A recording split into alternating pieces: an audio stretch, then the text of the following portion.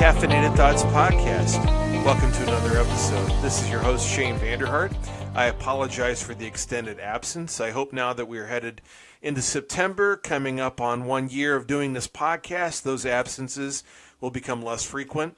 There are several things on my agenda today. First, the New York Times publishes an anonymous opinion piece from a member of the resistance who identifies as part of the White House, part of the Trump administration.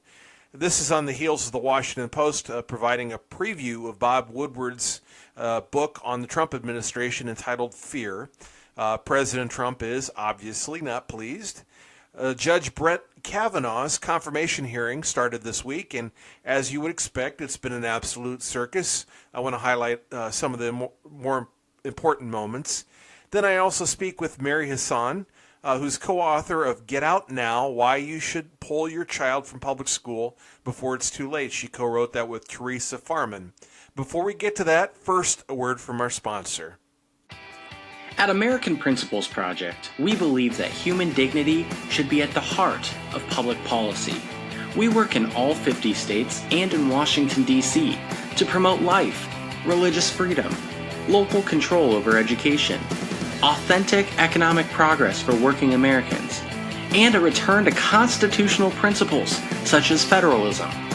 Want to help American Principles Project? Visit our website today, AmericanPrinciplesProject.org.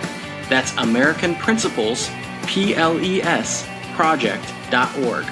Sign up for email updates. Help us out. We want to work with you. That's AmericanPrinciplesProject.org.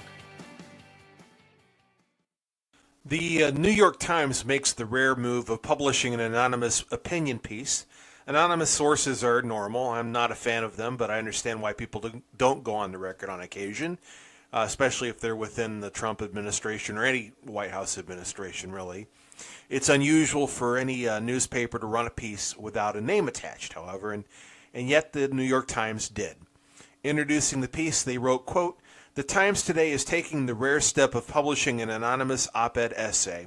We have done so at the request of the author, a senior official in the Trump administration, whose identity is known to us and whose job would be jeopardized by its disclosure. We believe publishing this essay anonymously is the only way to deliver an important perspective to our readers," unquote. Our history is full of examples of anonymous news pieces. The Federalist Papers, for instance, written by James Madison, Alexander Hamilton, and John Jay, were initially published anonymously. Benjamin Franklin published works under a pseudonym. And we have many columnists over the years that published anonymously or under a pseudonym. This is unique, however, because it's being lent credibility by the New York Times. They say this is a senior official in the Trump administration. There is the obvious question of who is this person, in what capacity do they serve, just how senior are they? I've heard speculation that the piece was written by Vice President Pence to down to a narcissistic White House summer intern. I think we're safe to assume it's probably somewhere in between those two extremes. Anonymous writes, quote, "President Trump is facing a test to his presidency, unlike any faced by a modern American leader. It's not just that the special counsel looms large, or that the country is bitterly divided over Mr. Trump's leadership, or even that his party might well lose the House to an opposition hell-bent on his downfall. The dilemma, which he does not fully grasp, is that many of the senior officials in his own administration are working diligently from within to frustrate parts of his agenda and his worst inclinations. I would know. I am one of them. To be clear, ours is not the popular resistance of the left. We want the administration to succeed and think that many of its policies have already made America safer and more prosperous. But we believe that it is our duty to this country and the president the president continues to act in a manner that is detrimental to the health of our republic. That is why many Trump appointees have vowed to do what we can to preserve our democratic institutions while thwarting Mr. Trump's more misguided impulses until he is out of office," unquote. That gives us a clue that he's an appointee and not necessarily a career White House official or executive branch employee. But what he wrote here begs the question, exactly how are they frustrating the agenda? Who are these appointed officials? How many are there? And is this an embellishment? Are they being subversive, or are they just advocating for sound policy? I hope the president's hearing a bevy of ideas. I don't think it's a big secret that some of his administration have been a check on President Trump. There's a reason why his policy agenda, which from my perspective has been mostly good, is vastly different than what we see in his Twitter feed. I don't want members, however, being subversive or devious. It's one thing to advocate sound policy, but it's another to subvert the authority of the president in an underhanded way. Anonymous continues, quote, "The root of the problem is the president's amorality. Anyone who works with him knows he is not moored to any discernible first principles that guide his decision-making. Although he was elected as a Republican, the president shows little affinity for ideals long espoused by conservatives, free minds, free markets, and free people. At best, he has invoked these ideals in scripted settings. At worst, he has attacked them outright. In addition to his mass marketing of the notion that the press is the enemy of the people, President Trump's impulses are generally anti-trade and anti-democratic. Don't get me wrong, there are bright spots that the near ceaseless negative coverage of the administration fails to capture. Effective deregulation, historic tax reform, a more robust military, and more. But these successes have come despite, not because of, the president's leadership style, which is impetuous, adversarial, petty, and ineffective," unquote. Well, no, these successes did not happen in spite of President Trump's leadership. Had he not been elected, then much of what we have seen in policy would not have come to pass. He is the one who made the appointments, including possibly the person writing this piece. Without Trump, tax cuts, rolling back on the Obama executive orders, religious liberty protection, you name it, would not be possible. These things certainly would not have happened in a Hillary Clinton White House. Honestly, there is nothing in this letter that has not already been assumed.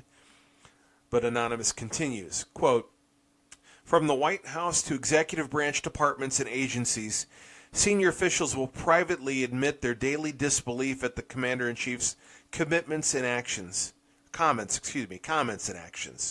Most are working to insulate their operations from his whims. Meetings with him veer off topic and off the rails. He engages in repetitive rants, and his impulsiveness results in half-baked, ill-informed, and occasionally reckless decisions that have to be walked back. There is literally no telling where he might change his mind from one minute to the next," a top official complained to me recently, exasperated by the Oval Office meeting at which the president flip-flopped on a major policy decision he'd made only a week earlier. The erratic behavior would be more concerning if it weren't for unsung heroes in and around the White House. Some of his aides have been cast as villains by the media, but in private they have gone to great lengths to keep bad decisions contained to the West Wing, though they are clearly not always successful.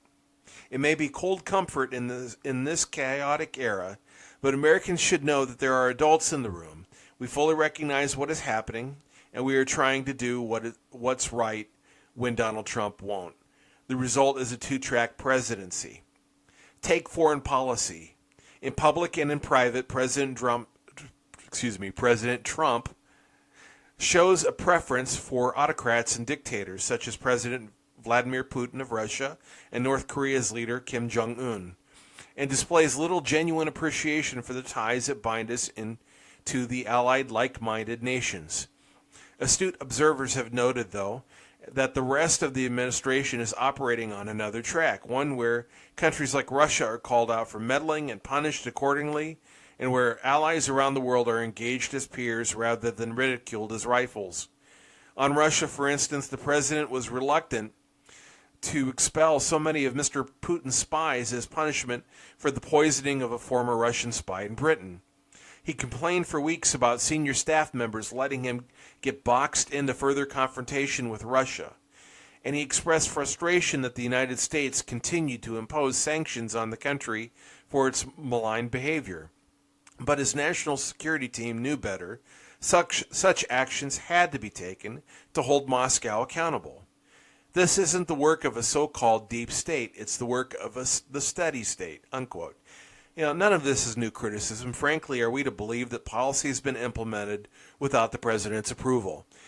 Yeah, he may have drug his feet. Yeah, he may not have liked it initially, but eventually he was talked into it. Again, that is how the cabinet should work. They are his advisors. He's supposed to bring people around him that are experts who can give him all sides and hopefully talk him out of bad policy decisions. Anonymous continues, quote, given the instability many witnessed, there were early whispers within the cabinet of invoking the 25th Amendment, which would start a complex process for removing the president, but no one wanted to precipitate a constitutional crisis.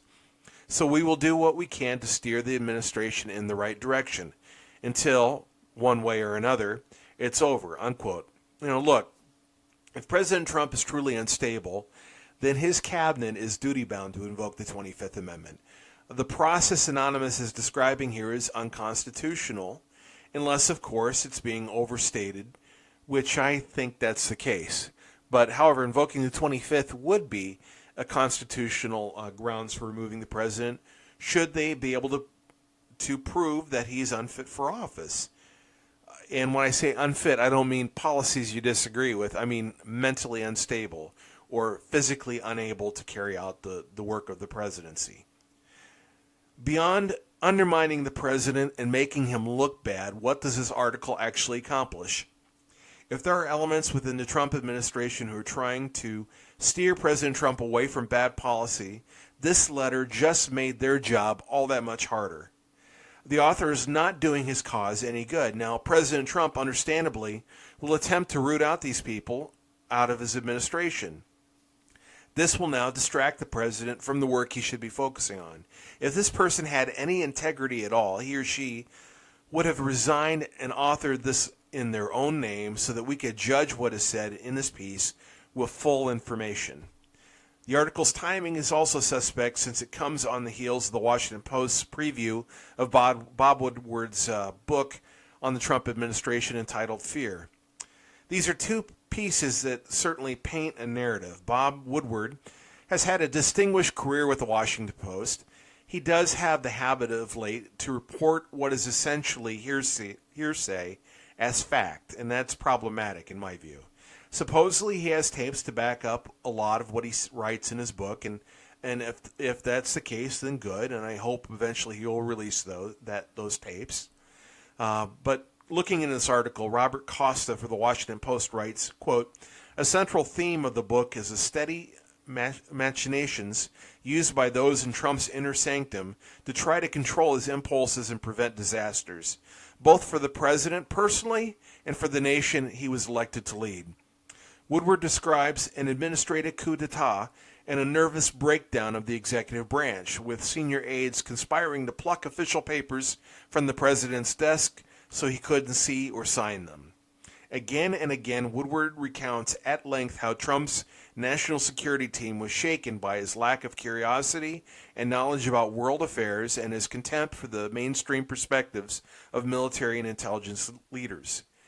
At the National Security Council meeting on January 19th, Trump disregarded the significance of a massive U.S. military presence on the Korean Peninsula, including a special intelligence operation unit that allows the United States to detect a North Korean missile launch in 7 seconds versus 15 minutes from Alaska, according to Woodward.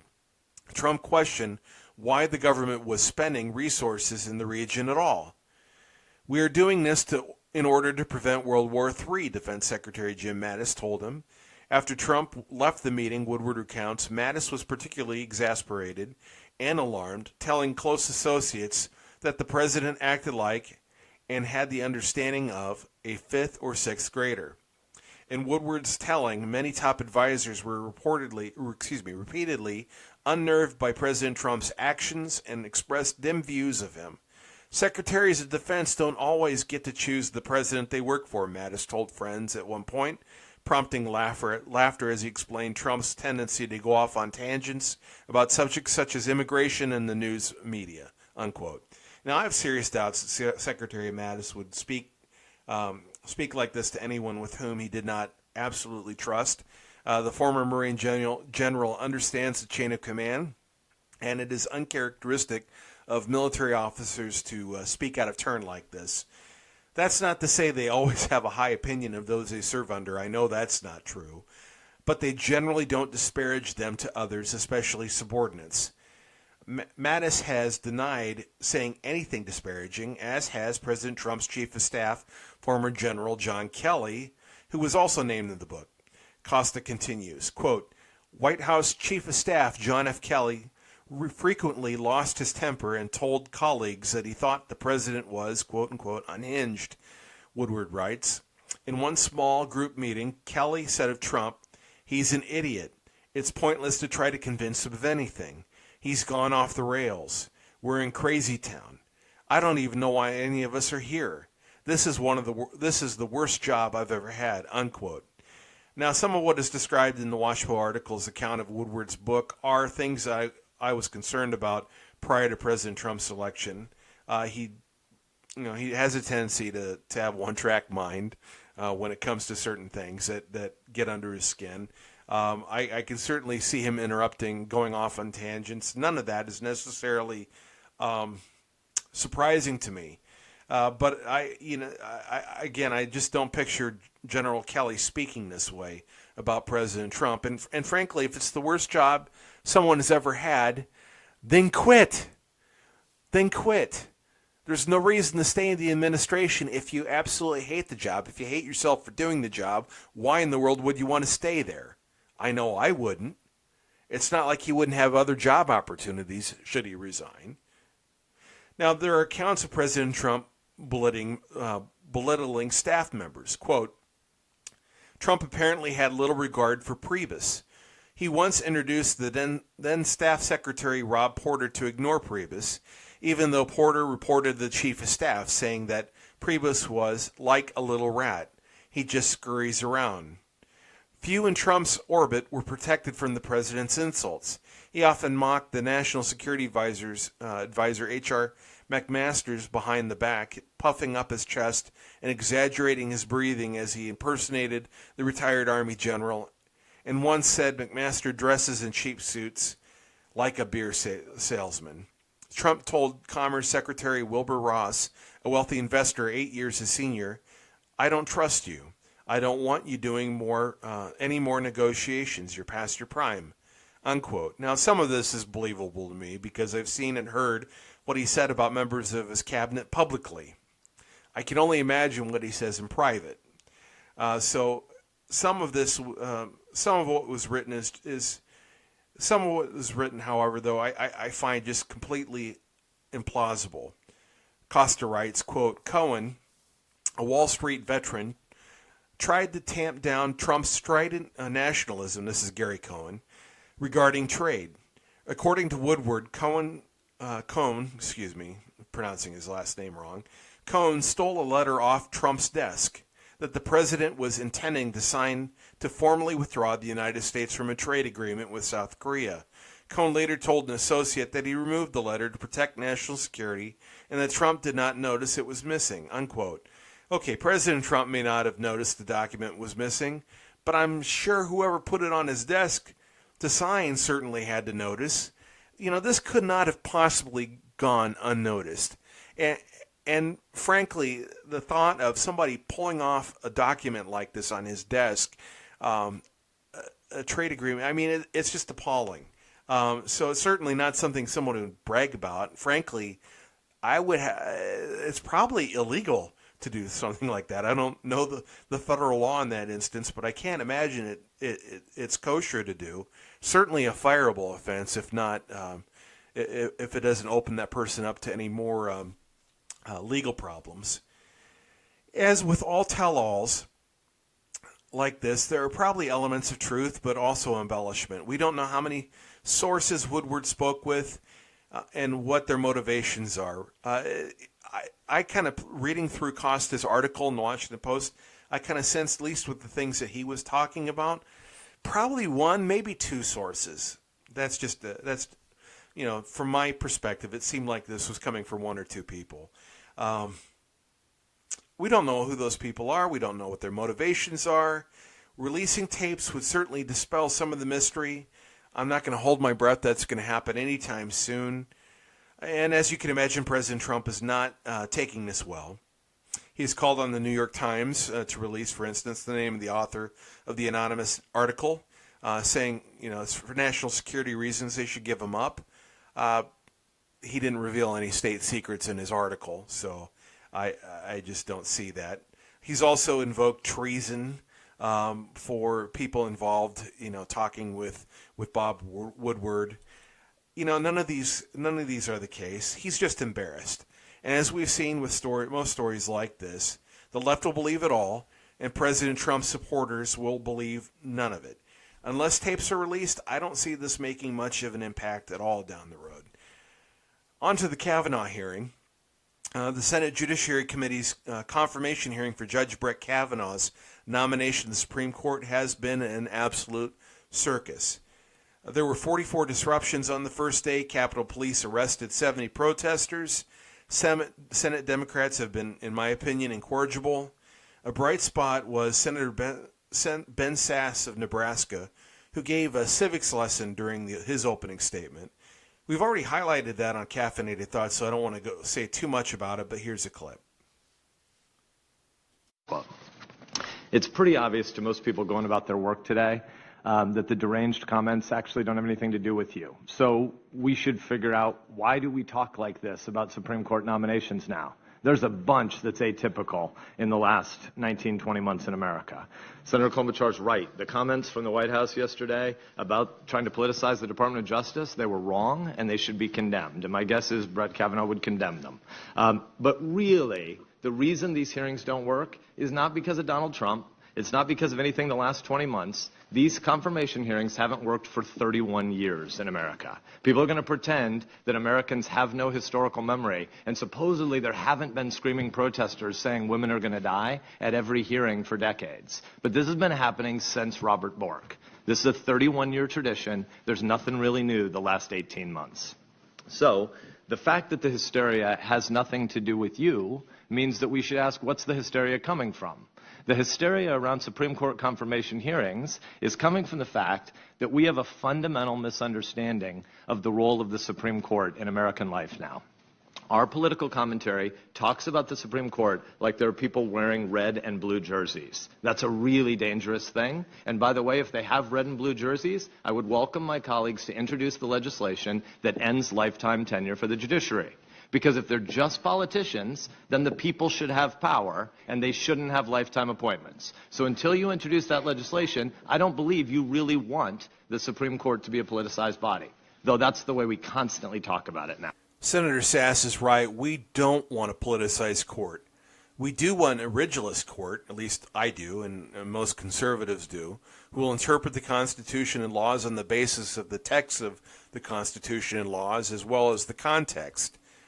Not run the Constitution through the prevailing thought of today and interpret it to mean whatever they need it to mean at the time. So Sasse is right. Also, the confirmation hearing process is broken, and senators like him need to remind Americans what they are trying to accomplish. Judge Kavanaugh also had some encouraging remarks during his statement. For 12 years, I've been a judge on the U.S. Court of Appeals for the D.C. Circuit. I have written more than 300 opinions and handled more than 2,000 cases. I have given it my all in every case. I am proud of that body of work, and I stand behind it. I tell people, don't read about my judicial opinions, read the opinions. I've served with 17 other judges, each of them a colleague and a friend, on a court now led by our superb Chief Judge, Merrick Garland. My judicial philosophy is straightforward. A judge must be independent and must interpret the law, not make the law.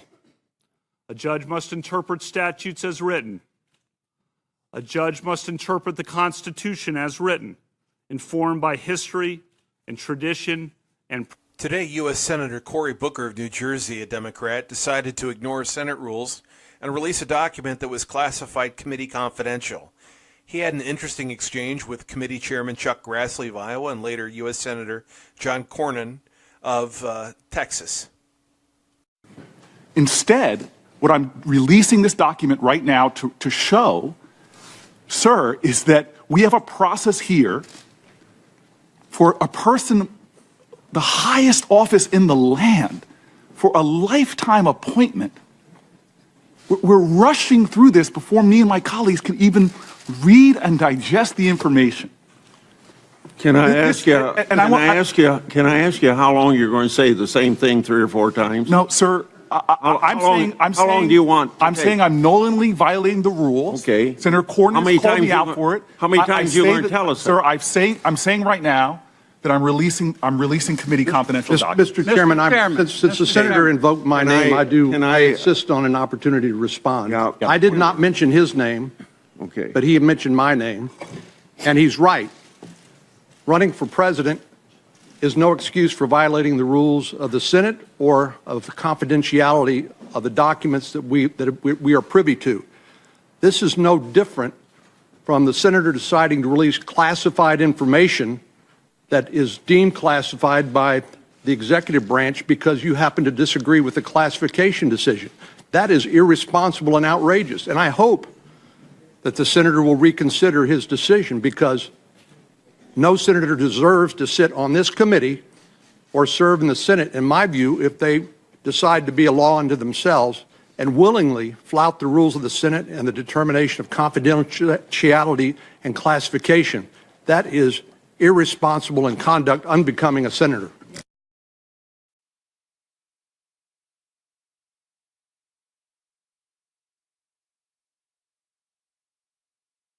U.S. Senator Lindsey Graham of South Carolina, a Republican, on Wednesday rebuked Democrats who said they would not vote to confirm Judge Kavanaugh. And I'm here to tell anybody in the country who listens that this is so hypocritical of my friends on the other side. When it was their president, Kavanaugh was right. When you're talking about Roe v. Wade, it's okay to promise the nation it will never be overturned. It's okay to pick a Democratic staff member of this committee, but it's not okay to pick somebody who's been a lifelong Republican. People see through this. You had a chance and you lost. If you want to pick judges from your way of thinking, then you better win an election. I voted for 2 of your choices, Sotomayor and Kagan. Got a lot of crap. I would suggest you think long and hard if you got a political ambition of voting for this guy, because it will not play well on your side. And why did I do it? I thought they were qualified by any reasonable measure given the history of the Senate. But we have turned the history of the Senate upside down.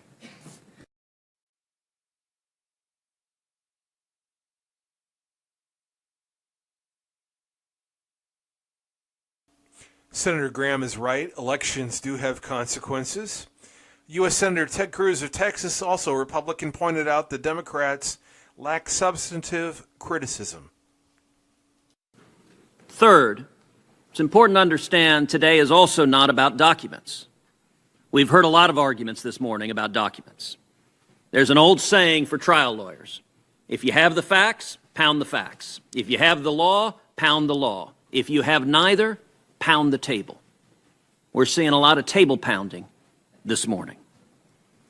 The Democrats are focused on procedural issues because they don't have substantive points strong enough to derail this nomination. They don't have substantive criticism with Judge Kavanaugh's actual judicial record, so they're trying to divert everyone with procedural issues. But let's talk about the documents for a moment. The claims that the Democrats are putting forward on documents don't withstand any serious scrutiny. Judge Kavanaugh has produced 511,948 pages of documents. That includes more than 17,000 pages in direct response to this committee's written questionnaire, which is the most comprehensive response ever submitted to this committee. The more than 500,000 pages of documents turned into this committee is more than the number of pages we've received for the last 5 Supreme Court nominees combined.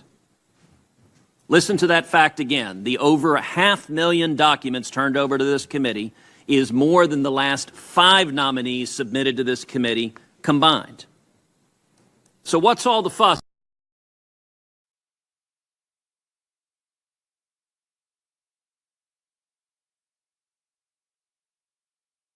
What is all the fuss indeed? Democrats also complained they didn't have enough time to read all the documents that Senator Cruz discussed. U.S. Senator Chuck Grassley of Iowa addressed those concerns. But not all of these presidential records remain confidential. In fact, nearly 2/3 already became public. These records are posted on the committee's public website and available to the American people. As a result, we provided unprecedented public access to a record number of presidential records and did it in record time. The most sensitive presidential records remain committee confidential under federal law, just as they were during the nominations of Kagan or Gorsuch. But we have expanded access to these documents also. Instead of just providing access to committee members, we provided access to all 100 senators. Instead of just providing access to a very few committee aides, we provided access to all committee aides. And instead of just providing access to physical binders of paper, we provided 24/7 digital and searchable access. This is unprecedented access to committee confidential material. I'd also like to add that my staff set up workstations and have been available 24/7 to help senators who are not on committee access confidential materials, but not one senator showed up. I guess senators complaining about lack of access to confidential documents weren't really interested in seeing them in the first place. But I want to emphasize more documents are widely available than in any prior Supreme Court nomination.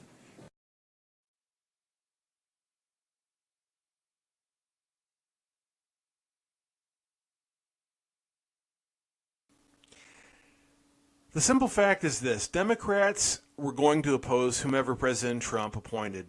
Judge Brett Kavanaugh was a safe choice by Trump. He was liked not only by the Federalist Society, but he was liked within the Beltway establishment. He was liked within the legal establishment. He has a lot of people going to bat for him on both sides of the aisle, not necessarily in the Senate, outside the Senate. He has a compelling history, a compelling story, a pretty in-depth record, judicial record. He's been on the bench for a while. He was also, pretty much, I think he was confirmed unanimously when he was first confirmed to the circuit court, so he's got that as well. If Democrats will not vote to confirm him, I think it's safe to say they're not going to vote to confirm anybody who they think is an originalist. Also, all this is for naught. Barring some unexpected development, Kavanaugh will be confirmed. If Democrats don't like it, then they should thank former Senator Majority Leader Harry Reid of Nevada, who nuked the filibuster for judicial appointments when the Democrats were in the majority. So I'm sure there's going to be a lot more to say about the confirmation hearing, but I'm moving along to my discussion with Mary Hasson, who is the co-author of Get Out Now, Why You Should Pull Your Child from Public School Before It's Too Late, co-written with Theresa Farman. Hasson is the director of the Catholic Women's Forum, as well as a fellow with the Catholic Studies program within the Ethics and Public Policy Center located in Washington, D.C. I started reading her book last weekend. My wife and I homeschooled all of our kids all the way through, and in that time I have never actively advocated parents pull their kids out of public school. My advice to parents has always been, when I was a youth pastor as well as when I've written on education policy, to just be engaged with their child's education, whether it's public school, private school, or homeschooling. parents have to be involved. Parental involvement is I think the number one factor, number one indicator of whether a child is going to be successful academically or not. I think that's still true, regardless of what educational setting a parent finds himself in and their child in. But high school and public school, is not the same as when I was a kid. It frankly wasn't even the same 10 years ago. It's changed that much over the last few years. And Hasson and Farman make an excellent argument why, for the sake of your children, it's time to get out. Here's my conversation with Mary Hasson. I am with Mary Hasson, who's co-author of Get Out Now, Why You Should Pull Your Child from Public School Before It's Too Late, written with Theresa Farman. Mary, welcome to Caffeinated Thoughts Podcast. Thank you so much. Thank you for having me. So the title of your book, just so you know, I'm a homeschooling dad. We homeschooled all three of our children all the way through. My last child just graduated high school. But when I saw the title of your book, I'm like, that's provocative. It's not wishy-washy. Let's put it that way. Right. So what kind of response have you been getting? Actually, a very good response. People want to know, why is this such an imperative? Why is it so important, and why now? And that leads into the main point we're making, is that whatever people remember about the public schools, whatever their own experiences were for themselves or even for their older children, it is a radically different ballgame today. And because of changes, particularly in the past few years, regarding the whole transgender agenda. Okay, so how long have you been considering writing this, and was there a particular event that just pushed you and Theresa to say, hey, yeah, we have to sound the alarm. We can't not write this book?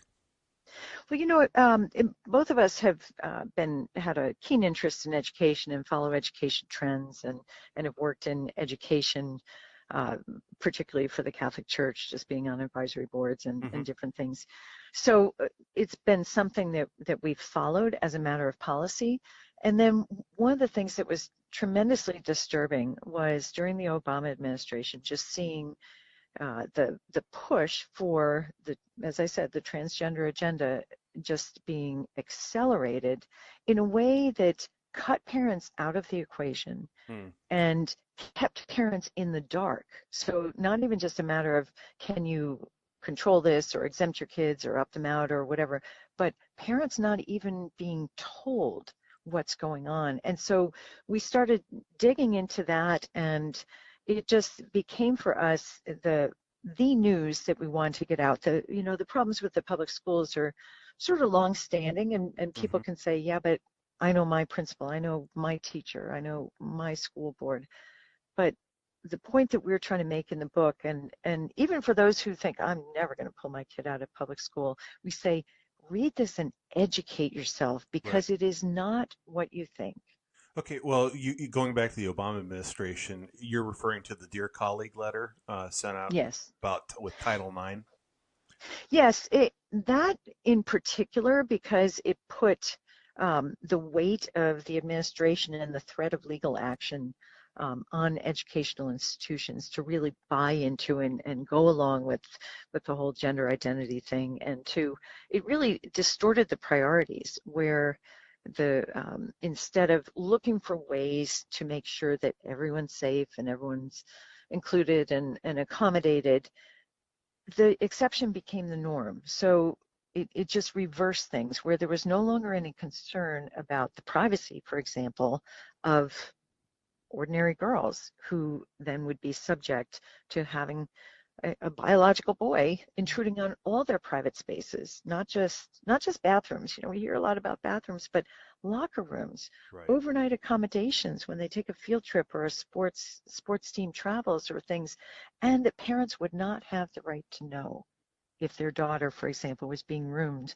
with a transgender girl, which means a biological boy. So the Obama administration, that crystallized a lot of things, and it drew a lot of public attention. But really what we saw, because the Obama administration was so closely tied to so many of the advocacy groups, and in particular, the LGBT special interest groups.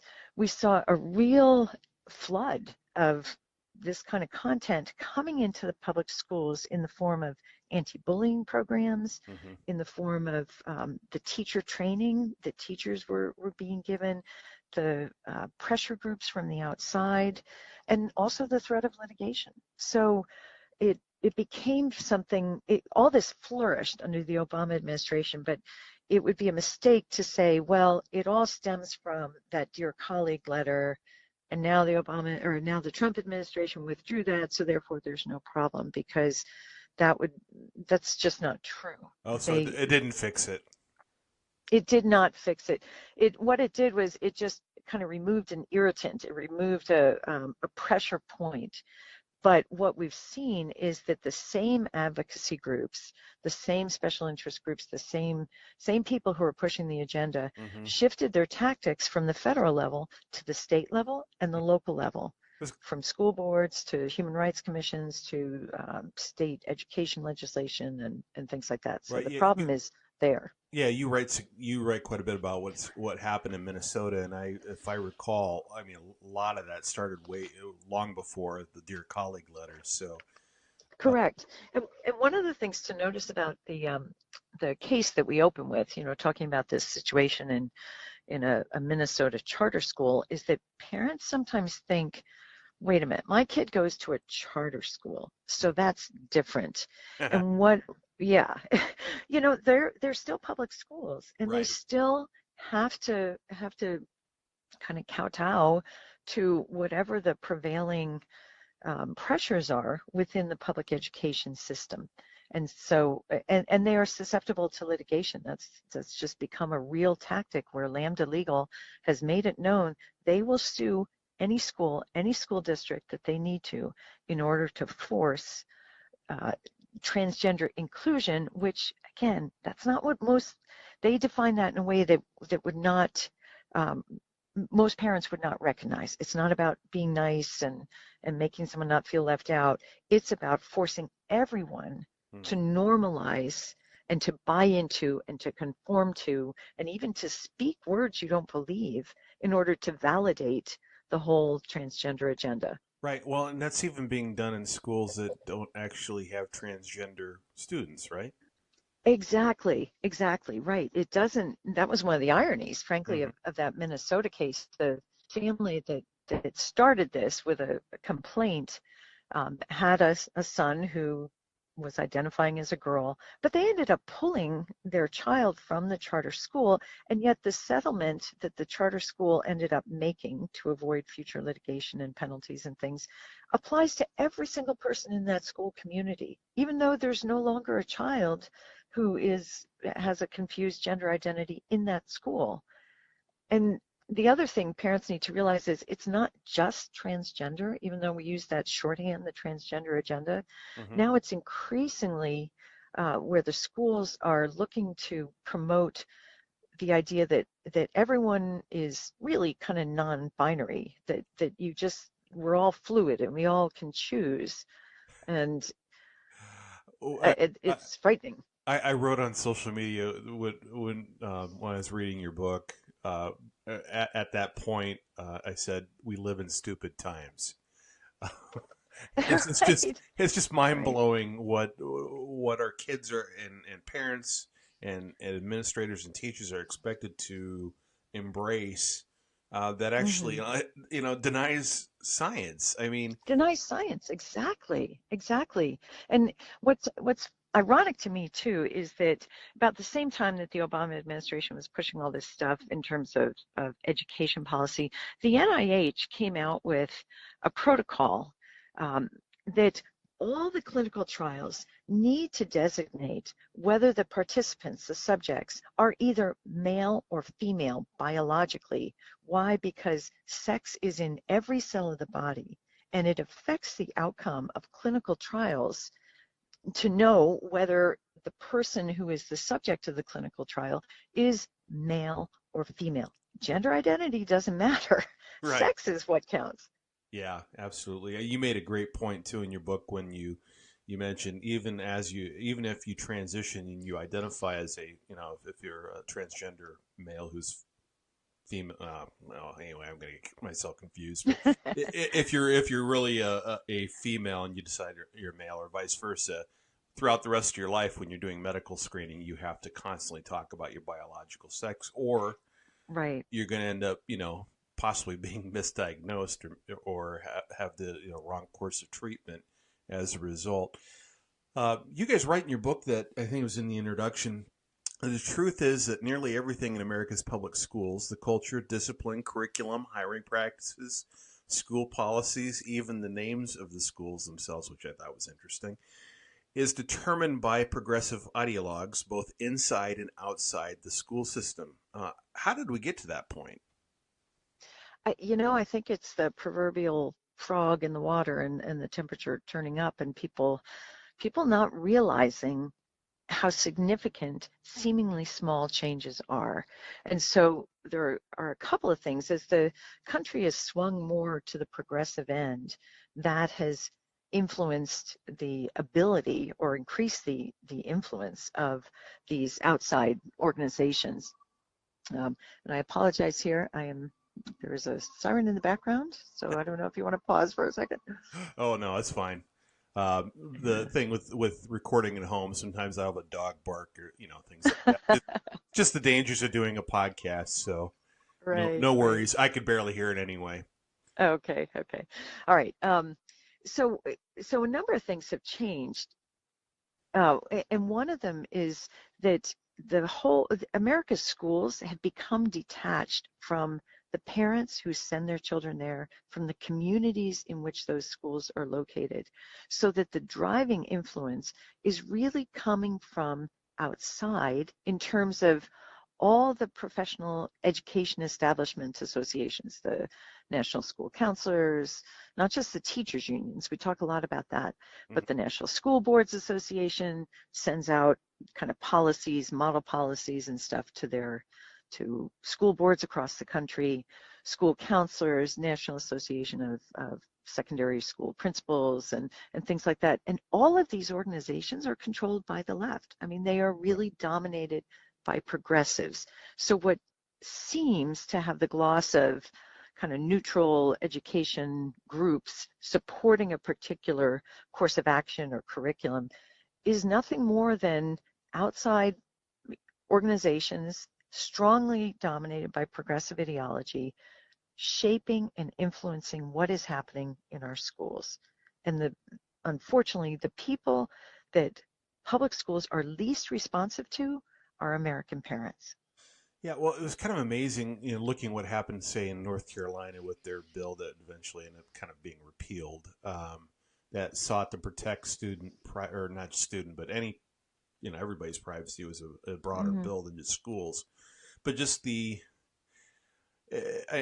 people that came out of the woodwork to oppose that bill, like corporate America, MBA, NCA, it's just amazing. Right. And it's like, how do you overcome that? Yeah, and you raise a good point, because one of the things that is really striking is the influence that the tech community has on public schools, because they are funding a lot of initiatives, and the tech community is dominated at the top anyway by largely progressive-minded companies, as we've seen with Google and Facebook and Twitter and those sorts of things. But by the same token, there are the kind of corporate groundswell of support for these agendas is something that has been manipulated. It's something that is the product of more than a decade of hard work by the left to really kind of swing corporate America into line with the agenda through sort of the carrot and the stick. Especially in the LGBT area, they set benchmarks. The Human Rights Campaign sets benchmarks for corporations, and they have ratcheted up the benchmarks, made them more and more, not just non-discriminatory, but more and more promoting right LGBT agendas at the expense of kind of the ordinary worker, the values of, without respect for the values, particularly of religious folks who don't want to be forced to comply with this. Right. So that's been a project that's been ongoing. It's a strategy really that's been ongoing for more than a decade, and we're seeing the results of that. What looks like a spontaneous uprising of corporations saying no, we don't want discrimination is really a reflection of how much those corporations are in the pocket of lobbyists like the Human Rights Campaign. Right. Well, and I'm just thinking in terms of kind of the direction of education as well, being kind of shifted from a classical education model to workforce development. I think, we're going to probably see more and more of that, of corporate influence into the schools. You write, basically, and we kind of touched on earlier, no president can loosen the left's grip on public education, but the problem solvers will be found not in the faceless educational bureaucracy, but in our homes, churches, and local communities. Can public schools still be reformed at the local level?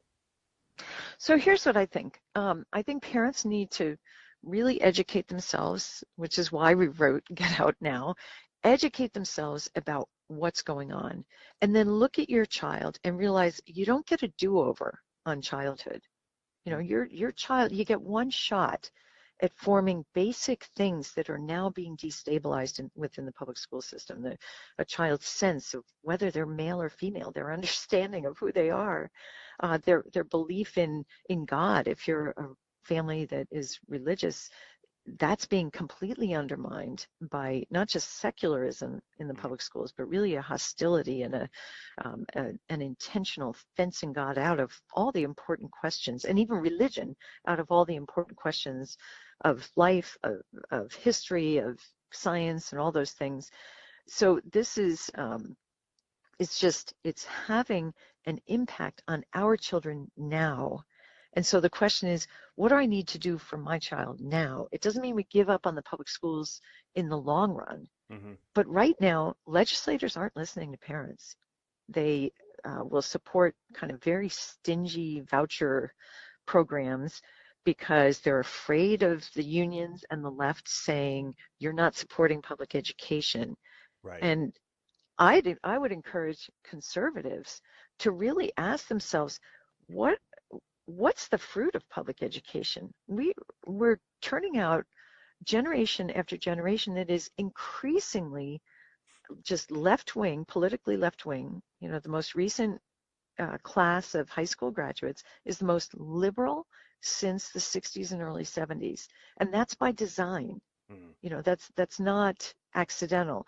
They're less loyal to America. They identify less as Americans with a pride in who we are as a country in spite of the flaws, and the historical errors. But we're a great country, but that's not what our kids are being taught.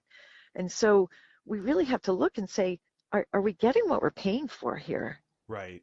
So there's several things you mentioned there I want to address. I have to circle back to a couple things, but first thing with vouchers, is just with how some voucher programs are set up. For instance, I look at Indiana's voucher program, had strings attached. It was probably one of the primary reasons that Common Core ended up coming into the Catholic schools in that state.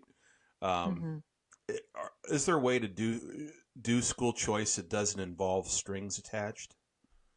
Honestly, I think we need to embolden our legislators and really make this kind of a do or die thing, to recognize that parents as the taxpayers have a right to have the money follow the child, not to have the form of education dictated by the state.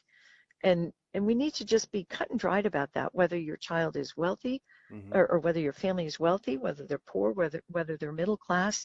The amount of money spent per child in the public school system is, off the charts. So even if you only took a portion of that, if the vouchers allowed, let's say, 2/3 of that amount to follow the child, so you're still giving the public school system, 1/3 of the cost per child so they can keep the school buildings up and all that stuff. Even if you gave parents 2/3 of that amount, parents would spend it far more wisely.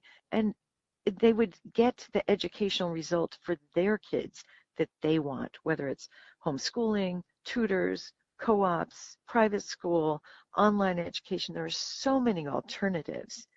And so it makes no sense for the government to have this tight-fisted grip on every tax dollar to ensure that every child has a cookie-cutter education. Well, what you're describing is vouchers. I would actually call education savings accounts. Yeah, right. In some states, yes, that's the way it's. Vouchers, in my mind, is typically direct state to school payments, where education savings accounts are, money that, like I said, follows the child. They put in an account, and then there's a whole cafeteria of items that a parent can choose from in order, to use that account to spend from that account on their child's education. Not that I want to get bogged down in a school choice discussion, but you also said and I think, honestly, maybe we ought to just, create new terminology, because things like vouchers and even educational savings accounts, those have been demonized by the left, and there's so much baggage associated with those terms that everything gets muddy because they can mean different things in different places. I almost think we need to come up with a new word to express what it is that we're saying here, and that we can get legislators behind and realize this actually helps people in the minority communities and the underprivileged areas. It helps them far more than the existing situation. Now, you'd said something earlier about, you have limited time with your child. And I remember when my wife and I were talking about homeschooling. I was a youth pastor at the time, and I had this mentality that, hey, our kids should be salt and light in the public schools, and we can't abandon the public schools. And you touched on some of that, but what would you say to a parent who says, I want my child to be a witness for Christ in public school, so I want to leave them there? So here's the problem. In reality, it's not working. Okay. So when you look at the statistics of kids coming out of public schools, they are losing their faith at incredible numbers. And this is a problem across denominations. Certainly we see it. I'm Catholic by background. And when we look at the numbers, there's a research organization, CARA, that did the numbers on millennials who had gone to public high school versus a Catholic school. Only 5% of millennials who had attended a public high school still worshiped weekly, compared to close to 40% of people who had attended a Catholic school, which, 40% should be way higher. Right. But it's striking. If you said to parents, Catholics in particular here, your child, there's only a 5% chance or likelihood that they are going to come out and be a practicing Catholic. That ought to scare the daylights out of parents if that's really important to parents. Right. In other words, are we fooling ourselves that, yes, our kids are being salt and light, when in reality, they're being worn down?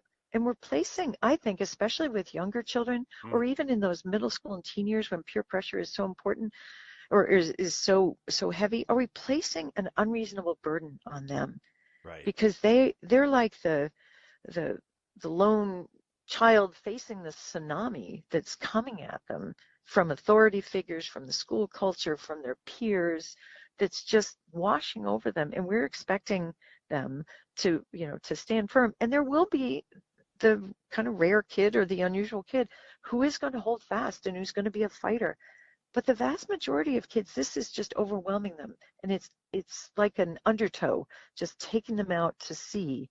And so we've, as parents who believe in God, I think we need to really look honestly at what the impact is. And the numbers don't lie. It is not a pretty picture. Right. So, I think, again, we get one chance to do it right. Our kids will have so many chances to be salt and light, whether it's on the sports teams, whether it's in, other extracurricular groups, and certainly by the time they go to college.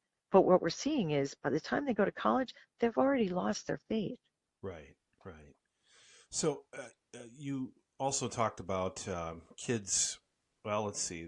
They're they're not being taught the same thing about civic life that you and I probably experienced when we were in high school and in public school. Mm-hmm. I don't know if you went to public school. I did. I am a public school product. But one thing I noticed, there was a recent survey, I think Education Week did it, of several administrators and a number of administrators specifically about civic education. And it struck me that a plurality, not a majority, but a plurality of administrators thought that the most important thing with civics education was teaching kids to become civically engaged and not the Constitution.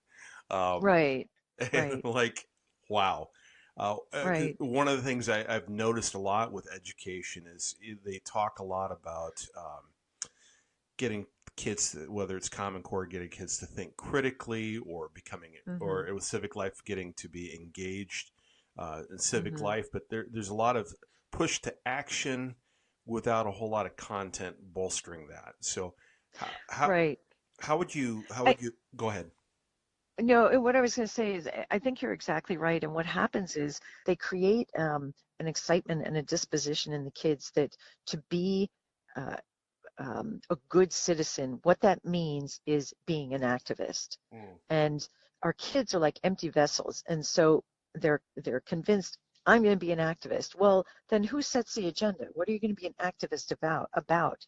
If we look at what's being fed to them in the public schools, the projects, the opportunities are driven by the left. So it's activism to promote climate change, activism to do other things that are more left wing. In other words, our kids are in danger of identifying kind of civic involvement with supporting a progressive agenda, and then fundamentally underneath, they know nothing about the structure of American government, about the tremendous rights and privileges we have as citizens. So they're frankly very easily manipulated, and without having that substance to really become critical thinkers, because they've got something of foundation to measure things against. They're not given that foundation. Right. There are a number of things you wrote about in this book. You guys touch on social emotional learning, which is kind of a hot button with education fads, and of course we could go deeper on the whole, how kids are losing their religion in public schools. But I want to end our time just kind of talking, kind of helping the rubber meet the road here. First of all, what can parents do prior to getting out of public school? What can they do to protect their kids at this moment? I think first of all, educate yourself. Read our book and realize what the landscape is, and so that you're aware. No matter how good your teacher is, no matter how good your principal is, they wear a straitjacket that really is imposed by the educational establishment. They might be sitting next to you in church one day, the next day they're affirming gender identity and the fact that gender is a spectrum and nobody's really male or female, because that's what they have to do in school. And so educate yourself about what is happening, first of all. And then second, you've got to engage these topics with your own kids. And you have, and again, this is where the education comes in. You have to know what your kids are hearing, because your kids aren't necessarily going to come home and volunteer that, hey, we learned that gender is on a spectrum and there's really no male or female. And you need to know that, but then you need to figure out and have the words to counter that, and then to plug them into a peer group that is like-minded. Because one of the things that we're seeing is that, especially in the area of religion, that within the public schools, as the number of nuns, N-O-N-E-S, increases, you increasingly have a significant portion of kids in the public school who are growing up with no experience of religion, no experience of faith. And so for that rare kid who's the salt and light, maybe they're going to have a good influence.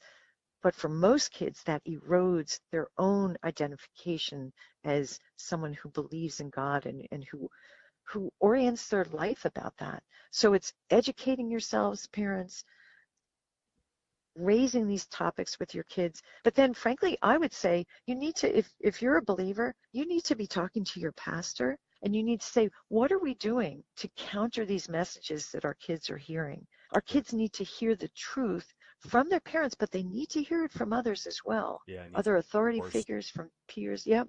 And so, all those things are things you can do. But I guess the final note might be just for parents to really pray, to think hard, and to look at your child and realize you get one shot. You can put them in remedial English. You can put them in remedial chemistry, and get tutors or something like that on the outside. You don't get a do-over on their sense of who they are, their fundamental character, their identification of what it means to be an American. I mean, all those things are much more fundamental to who our kids are and what we as parents want for them. And so that's the thing to keep your eye on, because there's a cost to all kinds of education. Right. It might be money if you send them to a private school, it might be time if you're homeschooling, but there's a cost to public education, and we tend to think of it as free, but that cost is very personal and direct, right. And that's what we need to focus on. So, and that's, I think, a good place to end. Just, my wife and I, we made, be 15 years ago at this by now, to say, hey, we are going to make the sacrifice. I was on a youth pastor's salary, so it's not it's not like we were rolling in money. We knew private school wasn't an option, so that's why homeschooling ended up being at the top of our list. So there's a cost, and parents need to decide. They need to make some hard decisions. What can we do right now if there's not a school choice program in your state that can help you financially to make this happen? It's going to require sacrifice. So right.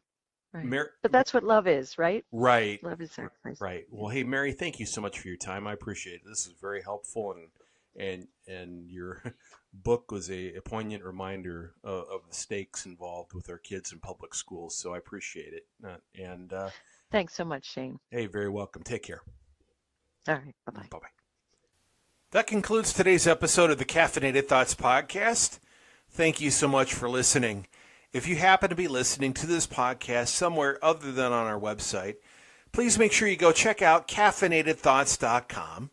That's CAFFEINATED thoughts.com, or Google Caffeinated Thoughts, and we'll show up at the top of your search screen. Also, like us on Facebook, follow us on Twitter, and sign up for our emails so you don't miss a single article on our website. Also, you can subscribe to the podcast on iTunes. Be sure to give us 5 stars if you subscribe to iTunes. Subscribe to us on iTunes. You can also find us on Google Play, Podbean, Stitcher, SoundCloud, and Spotify. If you're not a subscriber, be sure to subscribe so you don't miss a single episode, and you can listen using your favorite podcast app. Until next time, this is Shane Vander Hart.